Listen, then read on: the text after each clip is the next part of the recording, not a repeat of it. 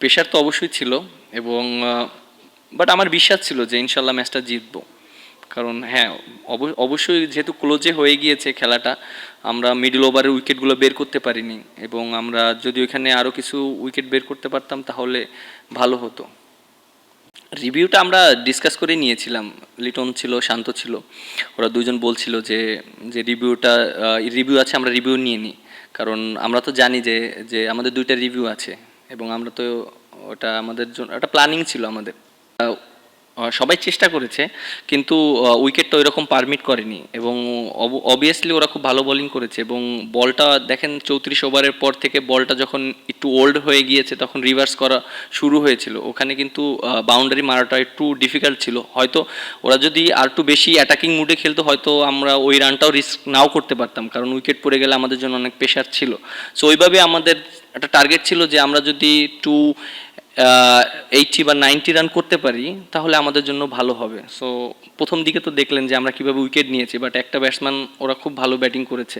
অবশ্যই আমার কাছে ওর অ্যাপ্রোচটা ভালো লেগেছে। আপনি যদি লাস্ট ম্যাচের ব্যাটিংটা দেখেন আফিফের, ওখানে কিন্তু আমাদের প্রায় 9 করে রান লাগতো, কিন্তু ও কিন্তু ওখানে হয়তো নিজের জন্য ক্রিকেট খেলতে পারতো সেভাবে কিছু রান করি, বাট ও কিন্তু সেটা করেনি। ও কিন্তু টিমকে জিতানোর জন্য কিন্তু ওর রিস্ক নিতে হয়েছে, কারণ আপনি যদি এক এক করে খেলেন দিন শেষে ম্যাচ জিততে পারবেন না। সো ওর অ্যাপ্রোচটা ভালো ছিল, এটা আমার কাছে খুব ভালো লেগেছে এবং হয়তো রান করতে পারিনি, অপরচুনিটি ওইটা পাইনি, বাট আমার কাছে মনে হয় যদিও এরকম অপরচুনিটি আরও আসে সামনে, ও ভালো করবে। এর আগেও আমি বলেছি যে আমরা চাচ্ছি যে একটা প্লেয়ার যেন অপরচুনিটি বেশি পাক, কারণ আপনি যদি দেখেন যে আমরা যে টপ অর্ডার ব্যাটসম্যান খেলিয়েছি, no doubt Soumya Sarkar last সিরিজটা অনেক ভালো খেলেছে, বাট হয়তো কিছুদিন একটু সন্দেহ ছিল না, বাট তামিম এবং সাইফ হাসান ওরা ভালো টাচে ছিল। আমরা ওইভাবে প্ল্যানিং করেছি এবং হঠাৎ করে হয়তো এই ম্যাচে যদি আমরা চেঞ্জ করতাম, কারণ আমাদের দেখেন টপ অর্ডার যে দুইটা ব্যাটসম্যান খেলেছে, দুইটা ম্যাচ খেলেছে, তাদের কিন্তু আইডিয়াটা ভালো ওদের সাথে। সো নতুনভাবে আরেকজনকে সুযোগ দেওয়া এটাও দুইজনের জন্যই অনেক ডিফিকাল্ট। ইভেন যে সৌম্যর জন্য অনেক ডিফিকাল্ট এবং যে না খেলবে আমাদের জন্য অনেক ইজি অপশন ছিল। সাইব দুইটা ম্যাচে রান করতে পারিনি, ওকে যদি আজকে বসিয়ে আমি সৌম্য সরকারকে খেলাতাম তাহলে তো কি দুইটা জিনিসই হতো, যে অনেক সময় ওরও কনফিডেন্টটা ডাউন থাকতো, সৌম্য সরকার যদি এই ইনিংসটা আল্লাহ না করুক যদি খারাপ খেলো তখন ওরও জন্য ডিফিকাল্ট হতো। বাট আমরা যে জিনিসটা চেষ্টা করছি, যেই অপরচুনিটি পাক ব্যাটসম্যানের ক্ষেত্রে বেশি অপরচুনিটি পাক এবং সে নিজে থেকেই বুঝতে পারবে খারাপ খেললে যে হয়তো আমার জায়গা ছেড়ে আরেকজনকে দিতে হবে। পেস বোলারদের দেখেন যে আমার কাছে মনে হয় আমাদের এই ম্যাচে বেস্ট অপশন নিয়ে আমরা নেমেছি।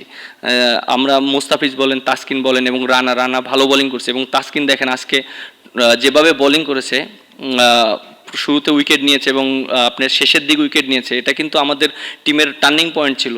ও যদি হয়তো উইকেট না নিত তাহলে আমরা হয়তো ম্যাচটা হাতছাড়া হয়ে যেত। সো আমার কাছে মনে হয় যে আমাদের টিম প্ল্যানিং এটা ছিল যে যারাই খেলুক 3টা ম্যাচ যদি খেলার সুযোগ থাকে একটা রেজাল্ট আসার চান্স থাকবে। সো আমরা ওইভাবেই প্ল্যানিং করেছি। তামিম কিন্তু অনেক ট্যালেন্টেড প্লেয়ার এবং আমার কাছে মনে হয় যে ও যেভাবে ক্রিকেট খেলে ওর ম্যাক্সিমাম দিনই রান করা উচিত, আমি যেটা মনে করি, এবং ও যদি রান করে টিমের জন্য অনেক হেল্প হবে। এবং দেখেন যে ও যেভাবে ব্যাটিং করেছে, সো আমার কাছে মনে হয় যে অবশ্যই ওর বিষয় নিয়ে কাজ করা হচ্ছে। এবং দেখেন লাস্ট সিরিজে কিন্তু ও খেলেনি, বাট আপনি যদি দেখেন বিপিএলের থেকে শুরু করে আপনার আমাদের যে টুর্নামেন্টটা হলো ওখানেও অনেক টপ পারফর্ম করেছে, আবার প্র্যাকটিস ম্যাচে ওখানে সেঞ্চুরি করেছে, মানে ও অনেক সন্দেহ আছে এবং অনেক কনফিডেন্ট আছে। সো লাস্ট দুইটা ইনিংস আপনি যদি দেখেন, আজকের ইনিংস আর লাস্ট ম্যাচের ইনিংস, যেটা ফার্স্ট ম্যাচে আমরা উইন হয়েছি, সো আমার কাছে মনে হয় একটা ব্যাটসম্যানের ক্লিয়ার মাইন্ড থাকাটা খুব ইম্পর্টেন্ট, যেটা ওর ভিতরে আছে। তাসকিন দেখেন অনেক এক্সপিরিয়েন্স বলার, আমার কাছে মনে হয় যে এই টিমে সবচেয়ে বাংলাদেশ টিমে যদি ডেবু হয়ে থেকে তাসকিন এবং সৌম্য সরকার আছে। আমার কাছে মনে হয় ও যে এক্সপিরিয়েন্স প্লেয়ার সেটাকে কাজে লাগাচ্ছে এবং আমার কাছে মনে হয় এবং ও অনেক হার্ডওয়ার্ক করে। এবং আপনি যেটা বললেন যে এক্সপিরিয়েন্সটা অনেক মূল্যায়ন করতে হবে এবং তার কিন্তু আজকে দেখেন যেভাবে বোলিং করেছে এটা কিন্তু কাজে লেগেছে, কারণ প্রেশার সিচুয়েশনে কীভাবে হ্যান্ডেল করতে হবে এটা কিন্তু এক্সপিরিয়েন্স হলে কিন্তু জিনিসটা হবে। দেখেন মোস্তাফিজ কিন্তু প্যানিক করেনি, 2টা 6 খাওয়ার পরে কিন্তু সে কিন্তু ভালো বোলিং করেছে। তাসকিন ওই সিচুয়েশনে কী বল করতে হবে ও নিজেকে ওইভাবে বুস্ট আপ করেছে। সো আমার কাছে মনে হয় এক্সপিরিয়েন্সের অনেক মূল্য আছে। প্ল্যানটা হলো অবভিয়াসলি আমাদের অবশ্যই প্ল্যানিং আছে যে যদি অপরচুনিটি পায় আমরা যেন তাকে ম্যাক্সিমাম অপরচুনিটি দিতে পারি। আপনি দেখেন সৌম্য সরকার লাস্ট সিরিজে কিন্তু মানে তার আগের 2 সিরিজে কিন্তু টিমে ছিল না, বাট যখন আমরা ওয়েস্ট ইন্ডিজ সিরিজে খেলিয়েছি 3টা ম্যাচে কিন্তু টানা খেলিয়েছি, তানজিম তামিমকে কিন্তু আমরা খেলিনি কারণ ও 2টা সিরিজ কিন্তু ওই রকম ছন্দে ছিল না। সো একটা ব্যাটসম্যানের জন্য অনেক ডিফিকাল্ট যদি ছন্দে না থাকে, তখন ইনডিসিশনে ভুগে, কারণ একটা ডিসিশন মাঠে কিন্তু ব্যাটসম্যানদের ডিসিশন নিতে হয়, আর ব্যাটসম্যানের জন্য অনেক ডিফিকাল্ট। আপনি যদি 1-2টা অপরচুনিটি দিয়ে একটা ব্যাটসম্যানকে রেট করতে পারবেন না। সো ম্যাক্সিমাম চান্সটা দিতে হবে। অপরচুনিটি যখন সৌম্য সরকারের আবার অপরচুনিটি আসবে, দেখবেন আবার অপরচুনিটি পাবে ম্যাক্সিমাম, যেন সে নিজেকে তুলে ধরতে পারে এবং সে যেন পারফর্ম করতে পারে। এমন না যে একটা ম্যাচ খেলিয়ে তাকে আবার বাদ দিয়ে দিচ্ছে, এরকম না, কারণ ব্যাটসম্যানদেরকে একটু সময় দিতে হয়। আমরা ওই প্ল্যানই আমরা আগাচ্ছি, যেহেতু সামনে আমাদের বিশ্বকাপ, আমাদের ওই রকম টিম আমরা গুছাচ্ছি।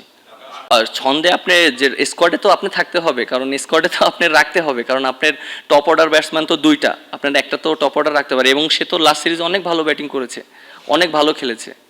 না, ওভারঅল সবাই অনেক টিম ওয়াইজ খেলেছে। আমার কাছে মনে হয় নাহিদ রানা খুবই ভালো বোলিং করেছে, কারণ ও দেখেন লাস্ট সিরিজে কিন্তু টিমে ছিল না, এভাবে টিমে এসে আবার কামব্যাক করেছে, ভালো করেছে, এবং ফার্স্ট ম্যাচে 5 উইকেট পেয়েছে, এবং তাসকিন অনেক ভালো বোলিং করেছে, মুস্তাফিজ। আমার কাছে মনে হয় যে বোলাররা তাদের ডিউটিটা খুব ভালোভাবে মেনটেন করেছে, কারণ আপনি ফার্স্ট ম্যাচে যদি দেখেন আমরা ওদেরকে 114 রানে অল আউট করেছি, এবং সেকেন্ড ম্যাচে আমরা কিন্তু হয়তো ফার্স্ট 10-12 ওভার আমরা ভালো করতে পারিনি, বাট আমরা গ্রেট কামব্যাক করেছি। আপনি যদি দেখেন যে লাস্টের দিকে আমরা কিন্তু ওদেরকে প্রায় 40 রানের ভিতরে 6 উইকেটের মানে আমরা নিয়েছি, সেটা কিন্তু গ্রেট কামব্যাক। সো আমরা, হ্যাঁ, আমাদের কিছু জায়গায় ল্যাকিংস আছে, ব্যাটসম্যানদের রেসপন্সিবিলিটি নিতে হবে। আমার কাছে মনে হয় যে আমরা যদি ট্রু উইকেটে ভালো উইকেটে খেলি, ব্যাটসম্যানরা অনেক কনফিডেন্ট পাবে। দেখেন আমরা যে পাকিস্তান সিরিজ খেলেছি, আমরা কিন্তু ট্রু উইকেটে খেলেছি এবং ব্যাটসম্যানরা এখানে রান পেয়েছে। সো আমরা ওইভাবেই প্ল্যানিং করছি। সাকিব ভাই তো গ্রেট প্লেয়ার, এবং গ্রেট প্লেয়ার যদি টিমে খেলে, টিমের তো কম্বিনেশন অন্যরকম হয়ে যায়, এবং এটা তো আসলে ক্রিকেট বোর্ড এবং ক্রিকেট বোর্ডের ডিসিশন, এবং তারা কিভাবে মনে করেন যে এই জিনিসটাকে, সিচুয়েশনটাকে হ্যান্ডেল করবে। আর আমার কাছে মনে হয় অ্যাজ এ ক্যাপ্টেন হিসাবে যে অবশ্যই সিরিজগুলোতে যদি অপরচুনিটি থাকে, তাহলে খেললে তো বাংলাদেশ টিমের জন্য অনেক হেল্প হবে, কারণ তার পজিশনে খেললে স্পিন অ্যাটাকটা অনেক ভালো হবে। এবং আপনি যেটা বলেন ট্রু উইকেটে স্পিনারদের জন্য কিন্তু চ্যালেঞ্জটা অনেক বেশি।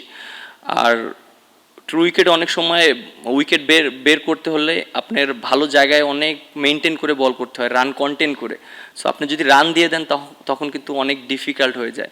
সো আমার কাছে মনে হয় যে এই জিনিসটা আমাদের আরও শিখতে হবে। এক্সপিরিয়েন্স রিশাদ, ওর অনেক খেলতে খেলতে অনেক এক্সপিরিয়েন্স হবে আরও যারা আছে। সো আমার কাছে মনে হয় এক্সপিরিয়েন্সটা খুব ইম্পর্টেন্ট যদি খেলতে পারে।